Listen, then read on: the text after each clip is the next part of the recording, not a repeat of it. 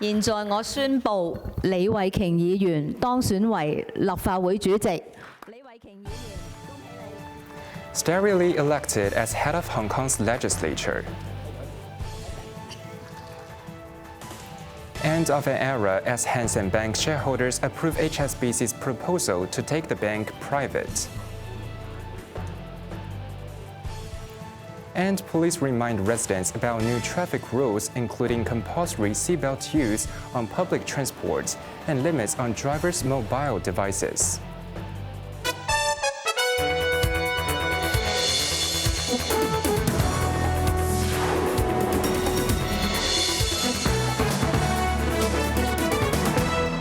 Good evening, you're watching Cable News. I'm Kunting Yang. Veteran lawmaker Starry Lee has been elected the new president of the Legislative Council, narrowly defeating Finance Sector Representative Ronnie Chen by 47 votes to 42. Lee announced that the council's first meeting of the new term will be held next Wednesday, with a key focus on relief efforts for the deadly fire at Wangfu Court. Cheryl Yun reports. 李慧瓊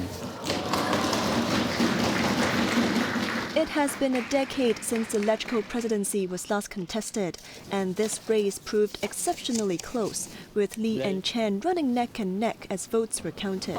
李慧瓊議員當選為立法會主席。 The 51-year-old DAB lawmaker secured 47 votes in the 90-seat legislature, edging out Chen by a 5-vote margin to succeed Andrew Leung as president. Lee said the new LegCo term would convene its first meeting next Wednesday. I have decided the first council meeting will be held next Wednesday. That meeting, I believe, the most important things to handle is to let members to express will on the Taibo fires issues. And because this is such a short period of time, we still need some time to, decide all these, details. She also dismissed concerns that her victory would lead to a one-party dominance by the DAB. DAB is my background. I was the House Committee Chairman for 9 years. I think over the past 9 years, people see how I chair House Committee meeting and how I help or assist presidents in chairing the council meeting. Meanwhile, Chen said after his defeat that he respected the choice of his colleagues and would work closely with Lee to promote solidarity and unity in LegCo. He added that he remained open to chairing the House Committee or the Finance Committee. Cheryl Yun, Cable News. Hang Seng Bank is set to delist from the Hong Kong Stock Exchange on the 27th of this month, after shareholders voted to approve HSBC Holdings' bid to take its subsidiary lender private at a 30% premium. Hang Seng Bank held a court meeting and an extraordinary general meeting today to vote on the proposed privatization by its parent company HSBC Holdings at a price of $155 per share. The meetings lasted over 3 hours, with more than 100 shareholders attending. The bank presented attendees with commemorative gifts, including tea and insulated cups to mark the occasion. Following an approval of the privatization, the last trading day for Hang Seng Bank shares will be the 14th of this month, with delisting scheduled for the 27th. This will end the bank's listing history of more than 50 years. Founded in 1933, Hang Seng Bank was once one of Hong Kong's leading Chinese capital banks. It faced a run in 1965 and was subsequently acquired by HSBC, which took a 51% controlling stake in the same year. Hong Kong is set to enforce major new road safety laws this month, mandating seatbelt use on all public transport and restricting the number of mobile devices drivers can have at the wheel.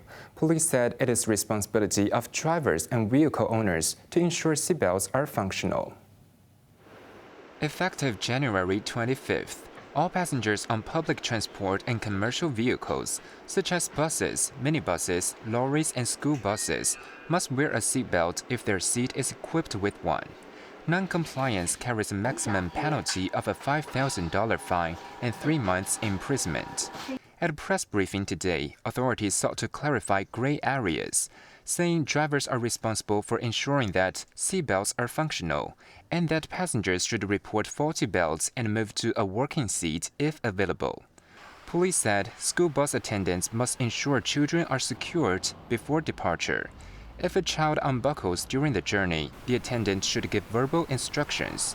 If that fails, the driver must pull over safely for assistance. For tour coaches, guides are no longer permitted to stand when the vehicle is moving and must also wear seatbelts. Police recommended that guides provide itinerary or scenic information before departure. Our ultimate goal is to cultivate a self-initiated habit and safety culture regarding seatbelt usage and attentive driving, hereby reducing traffic accidents as well as casualties and enhancing overall road safety.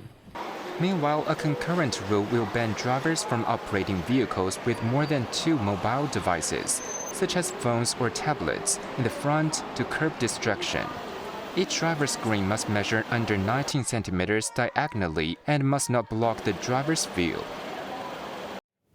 The Ombudsman has found that government-managed slopes fail up to 3 times more often than private ones, with some hit by repeated landslides within a few years.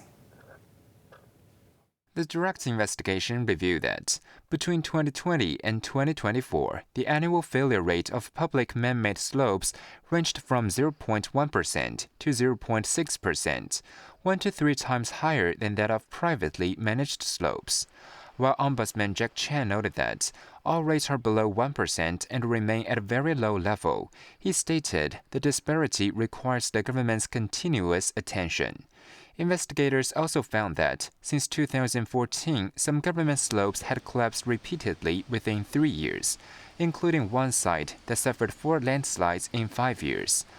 On natural hillsides, the report highlighted that most serious slope landslides since 2008 were either excluded from or given low priority in the government's long-term prevention program. The watchdog made 32 recommendations to 5 departments, including those responsible for civil engineering and land matters, all of which have accepted the proposals.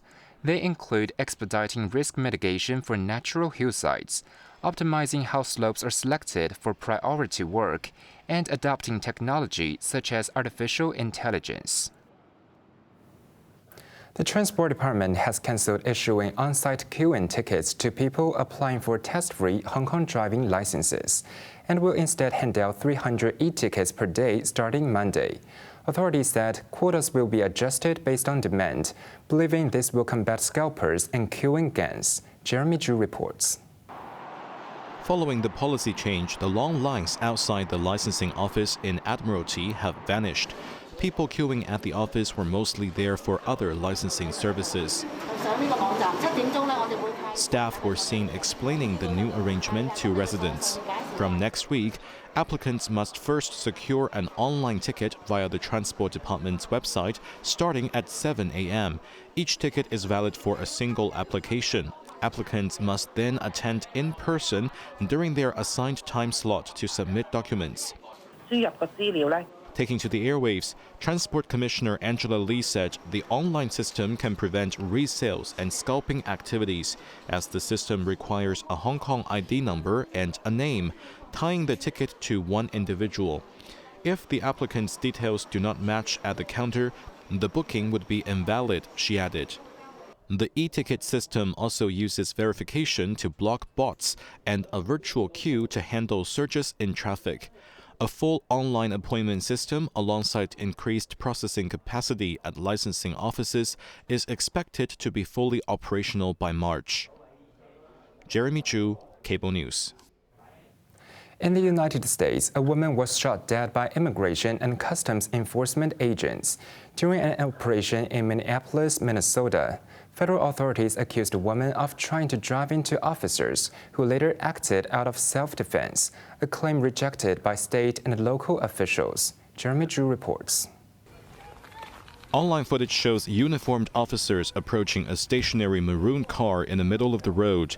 As one tries to open the driver's door, the vehicle moves forward. An officer standing near the front fires at close range into the car. The vehicle then swerves, hitting parked cars and a lamppost before coming to a stop. In another clip filmed by a witness, 3 gunshots can be clearly heard. just shot at somebody. Paramedics rushed to the scene and performed CPR on the driver, 37-year-old Renee Nicole Good, a U.S. citizen, but she was later pronounced dead. A crowd gathered behind the police tape, shouting at ICE officers in anger. Homeland Security Secretary Kristi Noem accused the woman of being part of a mob that refused orders and trying to run over officers with intent to harm or kill, while insisting agents fired in self-defense. We're continuing to gather more information, but this goes to show the assaults that our ICE officers and our law enforcement are under every single day. These vehicle rammings are domestic acts of terrorism. Minneapolis Mayor Jacob Frey dismissed Noem's account as nonsense after reviewing the footage. He demanded ICE leave the city immediately, but urged calmness among residents. Minnesota Governor Tim Walz also expressed outrage and said he was prepared to mobilize the National Guard if needed. The shooting has sparked further anger in Minneapolis. A large crowd gathered by evening to mourn Good. Police have cancelled leave and have been on standby in case of further unrest. Jeremy Zhu, Cable News. The U.S. has seized 2 oil tankers linked to Venezuela, one in the Caribbean and a Russia-flanked vessel in the North Atlantic, intensifying oil blockade against the country following the capture of its leader, Nicolas Maduro. Venezuela, meanwhile, announced that at least 100 people had died in the earlier U.S. military operation. Cheryl Yun reports. The U.S. Department of Defense released a video of forces taking control of the tanker Sophia in the Caribbean, describing it as a stateless, sanctioned dark fleet motor tanker engaged in illicit activities.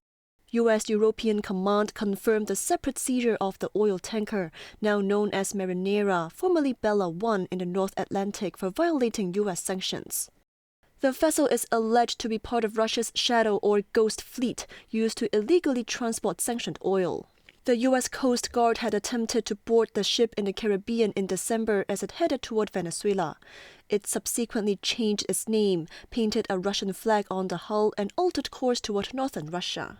Shortly after the seizure of Marinera, Russia's foreign ministry condemned the action and demanded the speedy return of Russian crew members. White House Press Secretary Caroline Leavitt stated that the seized tankers may face prosecution in the U.S.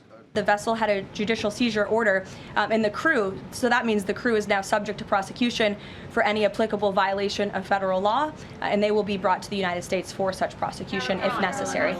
UK Defense Secretary John Healey confirmed British armed forces supported the U.S. operation, describing it as in full compliance with international law and part of increased activity against shadow vessels. In Caracas, acting President Delcy Rodriguez stressed that Venezuela is not in a state of war, but was attacked by a nuclear-armed nation. She rejected accusations of state involvement in drug smuggling, calling them a pretext by foreign powers coveting Venezuela's oil resources.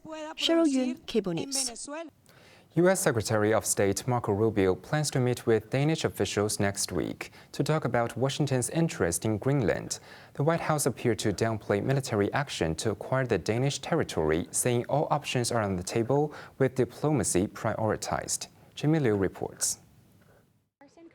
At a White House briefing, Press Secretary Caroline Leavitt was pressed on why President Donald Trump did not rule out military action.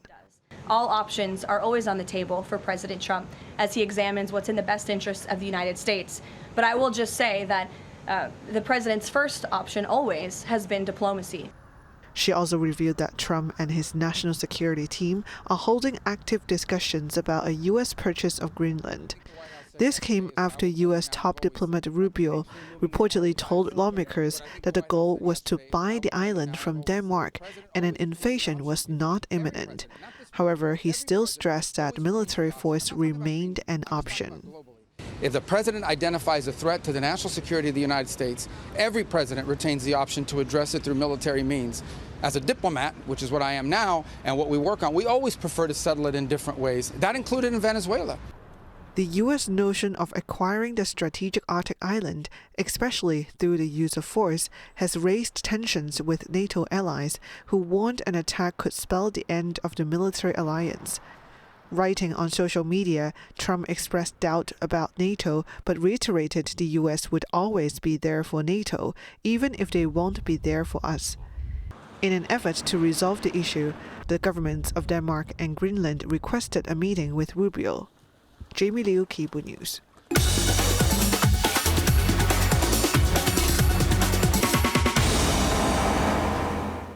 Now let's take a look at the stock market. The Hang Seng Index ended the day down 309 points. Top active stocks of the day: Alibaba was down $3.30. Tencent was down $8.50. Xiaomi was down 14 cents, while Hua Hong Semiconductor was up $2.35. On to the weather now. The cold weather and frost warnings are now in force. Cold tomorrow morning with the lowest temperature around 12 degrees in the urban areas. Fine and very dry, moderate northeasterly winds. And that's our news tonight. I'm Quentin Yan. Thank you for watching. Good night.